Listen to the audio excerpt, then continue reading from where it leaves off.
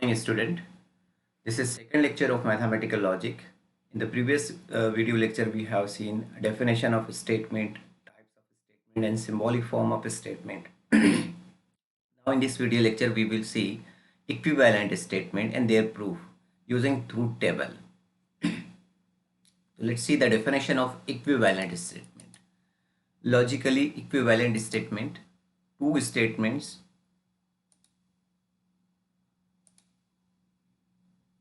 two statements are logically equivalent if they have the same truth values for all possible combination of truth values for all variables appearing in the two statements. Two statements जो है वो logically equivalent होंगे अगर उनके जो truth values होगी, truth values जो है वो दोनों की दोनों कैसे रहेगी, सेम रहेंगी. जैसे कंपाउंड स्टेटमेंट है एक P and Q, negation P and Q, इसकी आप जो है वो ट्रूथ वैल्यू कैलकुलेट करेंगे यूजिंग ट्रूथ टेबल. और उसके बाद एक दूसरा स्टेटमेंट है निगेशन P और निगेशन Q, इसकी ट्रूथ वैल्यू आप कैलकुलेट करेंगे यूजिंग ट्रूथ टेबल. तो दोनों की ट्रूथ वैल्यू जो रहेगी वो कैसे रहेंगी, सेम रहेगी, दोनों इक्वल रहेगी. अगर दोनों की ट्रूथ वैल्यू इक्वल रहेगी तो इन स्टेटमेंट को क्या बोलेंगे, इक्विवेलेंट स्टेटमेंट बोलेंगे. तो ये जो प्रूफ करना है हमारे को, इसको ट्रूथ टेबल के थ्रू जो है प्रूफ करना है. तो इसके एग्जाम्पल हम देखेंगे. एग्जाम्पल नंबर 1 है प्रूफ दैट negation P और negation Q and negation Q or P equivalent to P double implies Q.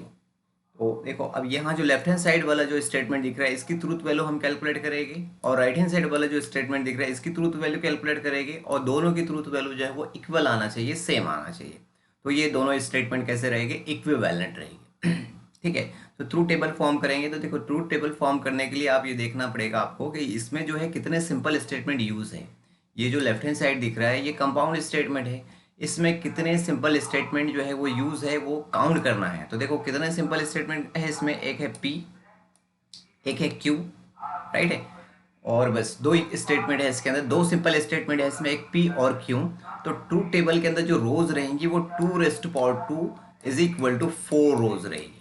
2⁻² 4 रोज रहेगी. अगर सिंपल स्टेटमेंट में कंपाउंड स्टेटमेंट में अगर 3 सिंपल स्टेटमेंट यूज है तो 2⁻³ मीन्स 8 रोज ट्रूथ टेबल में आएंगी. तो ये चीज़ आपको ध्यान रखना है. यहाँ पे सिर्फ दो सिंपल स्टेटमेंट है P और Q, इसलिए 4 रोज आएंगी. राइट है, P और Q के लिए. अब इसका डिस्ट्रीब्यूशन कैसा रहेगा, P के अंदर जो पॉसिबिलिटी है, राइट है. अब देखो यहाँ पे दो सिंपल स्टेटमेंट है तो जो टोटल पॉसिबिलिटी आपको बनाना है, P को जो है वो ट्रूथ वैल्यू देना है 50-50, मतलब 4 रोज है तो 2 टाइम्स T और 2 टाइम्स F, राइट है, इस तरह से. और Q का जो डिस्ट्रीब्यूशन करना है वो अल्टरनेट करना है TF, ये ध्यान रखना है आपको, राइट है. तो ये पैटर्न ध्यान रखना है. अब यहाँ पे जो कॉम्बिनेशंस बने हैं, जो कंपाउंड स्टेटमेंट बनने वाला है दो सिंपल स्टेटमेंट्स से, वो डिफरेंट है, सभी की ट्रूथ वैल्यू डिफरेंट है. देखो T एक ही है, TF एक कॉम्बिनेशन है, FT एक कॉम्बिनेशन है, FF एक कॉम्बिनेशन है. अब अगर इसको आप बनाने जाएंगे तो कॉम्बिनेशन जो है वो रिपीट हो जाएगा. ठीक है. तो दो सिंपल स्टेटमेंट है तो P और Q 4 रोज रहेगी. इस तरह से P का डिस्ट्रीब्यूशन ये याद रखना है, Q का डिस्ट्रीब्यूशन ये भी याद रखना है. अब हमको ये कैलकुलेट करना है, जो इसमें लेफ्ट हैंड साइड पहले कैलकुलेट करेंगे, उसके बाद जो है वो राइट हैंड साइड कैलकुलेट करेंगे. ठीक है. तो लेफ्ट हैंड साइड में देखो क्या दिख रहा है, सबसे पहले आपको यहाँ से ये ब्रैकेट कैलकुलेट करना है. तो ये ब्रैकेट कैलकुलेट करने के लिए पहले निगेशन P कैलकुलेट करना पड़ेगा. तो हम निगेशन P कैलकुलेट करेंगे, ये P का निगेशन कैलकुलेट करेंगे. तो इसको मैं नंबरिंग कर देता हूँ, ये कॉलम नंबर 1, ये कॉलम नंबर 2. तो मैं P का निगेशन कैलकुलेट कर रहा हूँ. तो निगेशन P क्या होगा, निगेशन P ये T है, T का निगेशन F, ठीक है, T का निगेशन F, F का निगेशन T और F का निगेशन T, राइट है. तो देखो ये जो ट्रूथ वैल्यू है हमने जो कंपाउंड स्टेटमेंट की जो टाइप्स देखे थे, conjunction, disjunction, conditional, by conditional और निगेशंस, ये प्रीवियस वीडियो में मैं ऑलरेडी आपको एक्सप्लेन कर चुका हूँ. अगर आपने वो वीडियो नहीं देखे तो पहले आपको वो वीडियो देखना पड़ेगा, उसके बाद फिर ये सारी चीज़ें बहुत आसान लगेगी आपको, राइट है. तो ये मुझे ब्रैकेट कैलकुलेट करना था, मैं नेगेशन P कैलकुलेट किया पहले. अब नेगेशन P का जो है, नेगेशन P जो कॉलम नंबर 3 में आपको दिख रहा है, नेगेशन P का और लेना है, किसके साथ लेना है, Q के साथ. तो नेगेशन P मतलब ये है कॉलम नंबर 3, और Q क्यू मतलब ये है आपका कॉलम नंबर 2, दोनों के बीच में और लेना है। तो और में क्या होता है, राइट है, मैं बताया था आपको और में क्या होता है। और के अंदर होता है टी, एफ और एफ। एफ और एफ इक्विवेलेंट टू एफ होता है, और बाकी जितने कॉम्बिनेशंस बनते हैं वो सारे के सारे टी होते हैं। बाकी सारे कॉम्बिनेशन मतलब टी और टी टी होगा, टी और एफ टी होगा, एफ और टी होगा।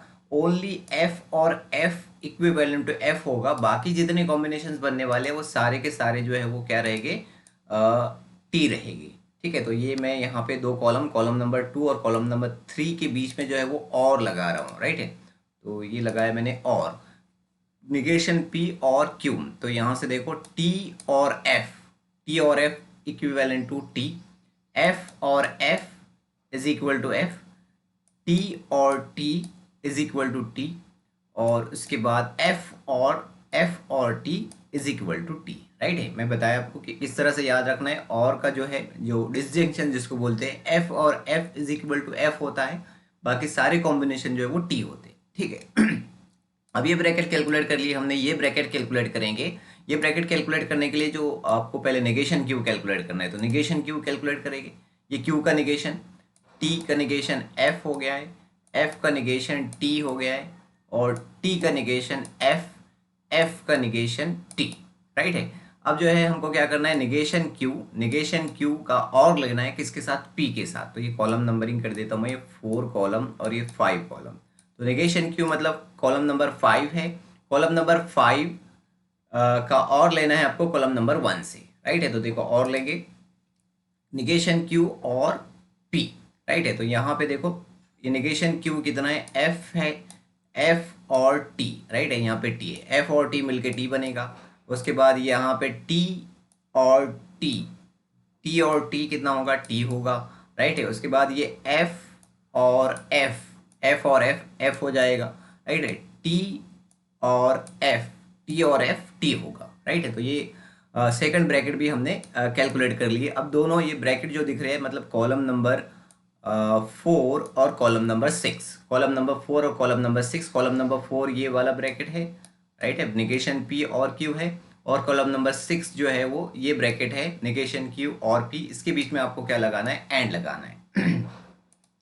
तो ये मैंने लगाया एंड। एंड में क्या होता है, एंड में होता है, एंड में भी मैं आपको बताया था, एंड में होता है T and T, T and T is equal to होता है टी, बाकी सारे कॉम्बिनेशन एफ होते हैं। इस तरह से आपको टी को एंड के लिए याद रखना है, टी एंड टी मिलके टी होगा, और बाकी सारे के सारे क्या होंगे, एफ होंगे। ठीक है, तो ये एंड किए हमने दो कॉलम नंबर 4 और कॉलम नंबर 6 के बीच में। तो ये होगा टी एंड टी मिलके टी हो गया, एफ एंड टी मिलके एफ हो गया, और उसके बाद ये टी एंड एफ मिलके एफ हुआ, और टी एंड टी मिलके टी होता है, राइट। टी एंड टी मिलके टी होगा, बाकी सारे के सारे कॉम्बिनेशन एफ हो गए। तो ये हमारा पूरा लेफ्ट हैंड साइड है। कॉलम नंबर 7 जो दिख रहा है आपको, ये पूरा का पूरा लेफ्ट हैंड साइड की ट्रूथ वैल्यू आ गई, राइट है। अब राइट हैंड साइड की truth value, P double implies Q, P double implies Q तो डायरेक्टली याद रखना है। पी डबल इम्प्लाइज क्यू में क्या होता है, ये कॉलम नंबर 1 और कॉलम नंबर 2 के अंदर आपको डबल इम्प्लाइज लेना है। तो पी डबल इम्प्लाइज क्यू में क्या होता है, अगर ट्रूथ वैल्यू सेम है तो टी आंसर आता है। ट्रूथ वैल्यू अगर दोनों सिंपल स्टेटमेंट की ट्रूथ वैल्यू अगर सेम है तो टी आंसर आएगा। दोनों सिंपल स्टेटमेंट की ट्रूथ वैल्यू अगर डिफरेंट है तो एफ आंसर आएगा। इस तरह से आपको बाय कंडीशनल का जो वैल्यू है वो याद रखना है। तो ये किए हमने, T and T double implies T मिलके टी हो गया, राइट है। टी डबल इम्प्लाइज एफ मिलके एफ हुआ। डिफरेंट ट्रूथ वैल्यू अगर है सिंपल स्टेटमेंट की तो एफ आंसर आएगा, सेम अगर है तो टी आंसर आएगा। यहाँ पे एफ डबल इम्प्लाइज टी मिलके ये एफ हुआ, और ये एफ डबल इम्प्लाइज एफ मिलके टी होगा, राइट है। सेम है तो टी और डिफरेंट है तो एफ। तो देखो अब कॉलम नंबर 7 जो है वो लेफ्ट हैंड साइड है, कॉलम नंबर 7 आपका लेफ्ट हैंड साइड है, राइट है, स्टेटमेंट का। और कॉलम नंबर 8 जो है वो राइट हैंड साइड है। दोनों की ट्रूथ वैल्यू अगर देखेंगे तो दोनों के दोनों कैसे दिख रहे हैं आपको, सेम दिख रहे हैं। देखो ये टी एफ एफ टी, और ये भी कैसा है, टी एफ एफ टी। तो दोनों की ट्रूथ वैल्यू इक्वल आ गई, मतलब ये दोनों स्टेटमेंट कैसे है, इक्विवेलेंट है, राइट है। तो from column number 7 and 8 negation P और Q and negation Q or P equivalent to P double implies Q, right है। तो किसी भी स्टेटमेंट को अगर ट्रूथ टेबल से आपको शो करना है, उसकी इक्विवेलेंट शो करना है, तो उसके लेफ्ट हैंड साइड की truth value, right hand side की ट्रूथ वैल्यू आपको कैलकुलेट करना पड़ेगा और दोनों के दोनों ट्रूथ वैल्यू जो है वो इक्वल आना चाहिए।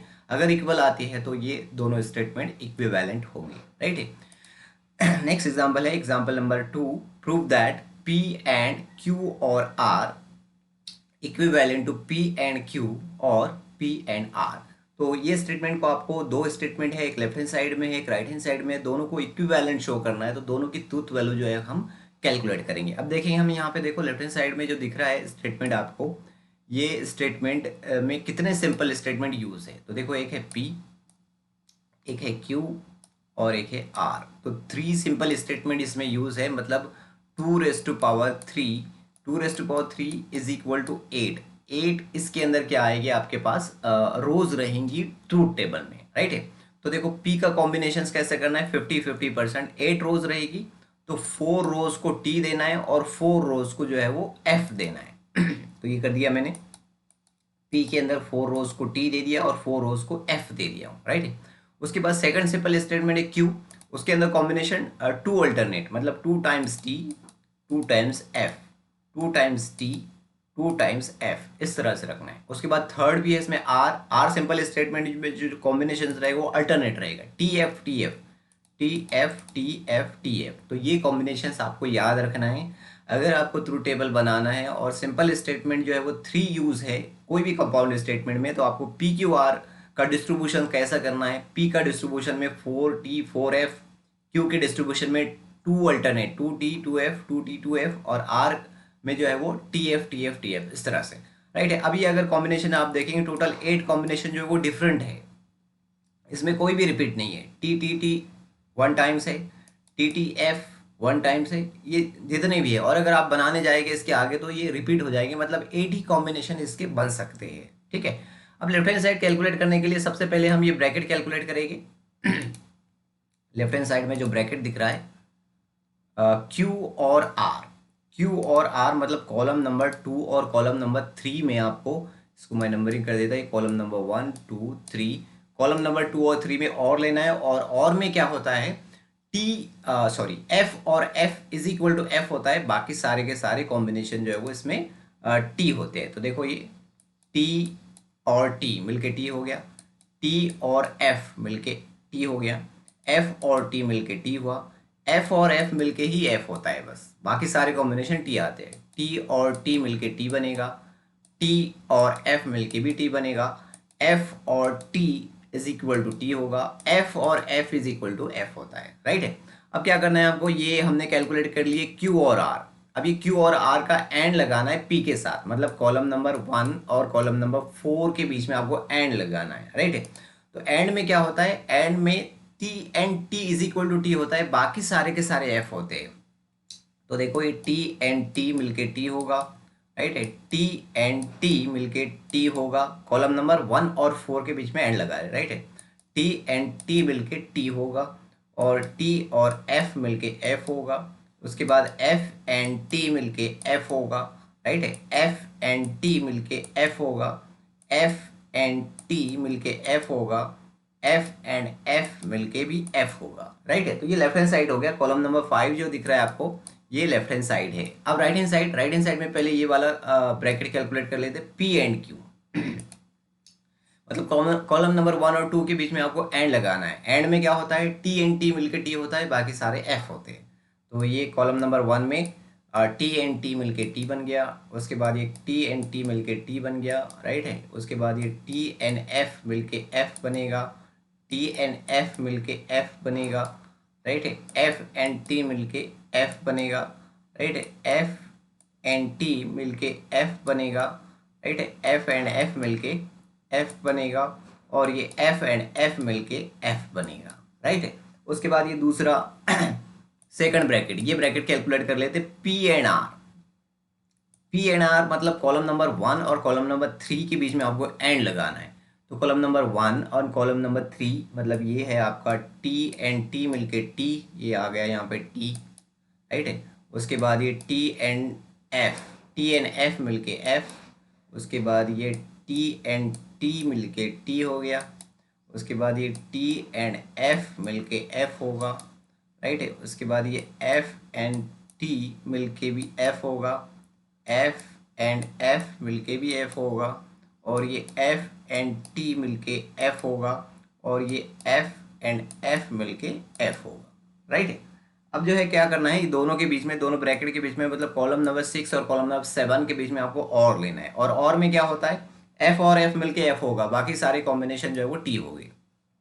तो देखो टी और टी, टी, टी और एफ, टी, एफ और टी, टी, एफ और एफ, एफ, एफ और एफ, एफ बन गया, राइट है। ये एफ और एफ, एफ बना, एफ और एफ, एफ, एफ और एफ, एफ, राइट है। तो हमारा जो ये है, ये जो है राइट हैंड साइड है, कॉलम नंबर 8 जो दिख रहा है आपको राइट हैंड साइड दिख रहा है, और कॉलम नंबर 5 जो दिख रहा है आपको लेफ्ट हैंड साइड दिख रहा है। तो कॉलम नंबर 8 और कॉलम नंबर 5 देखो एक्जैक्टली सेम है। टी टी 3 टाइम्स टी है, बाकी सारे एफ, 3 टाइम्स टी है, बाकी सारे एफ है। तो column number 8 right hand side, column number 5 left hand side, दोनों का कॉलम जो है वो इक्वल आ गया। तो फ्रॉम कॉलम नंबर 6, सॉरी ये 6 नहीं है 5 है, column number 5, from column number 5 and 8, P and Q or R equivalent to P and Q or P and R, ठीक है। तो इस तरह से जो है वो दो स्टेटमेंट को इक्विवेलेंट शो करते हैं ट्रूथ टेबल से, ठीक है। तो ये आगे फॉर एग्जांपल है, ये फॉर एग्जांपल को आपको शो करके देखना है कि ये दोनों स्टेटमेंट जो दिख रहे हैं यहाँ पे, जो लेफ्ट हैंड साइड और ये जो राइट हैंड साइड दिख रहा है, ये इक्विवेलेंट है कि इसकी ट्रूथ टेबल से जो है आपको प्रूफ करके देखना है। ये 4 एग्जांपल आप सॉल्व करके देखेंगे, और अगर इसमें दिक्कत आती है तो फिर आप मेरे से डाउट्स पूछेंगे, व्हाट्सएप से पूछे या फिर इसी वीडियो के कमेंट बॉक्स में डाउट्स आप मेरे से पूछ सकते हैं। तो इस वीडियो लेक्चर में बस इतना ही। अगले वीडियो लेक्चर में हम देखेंगे statement pattern. Thank you for watching this video.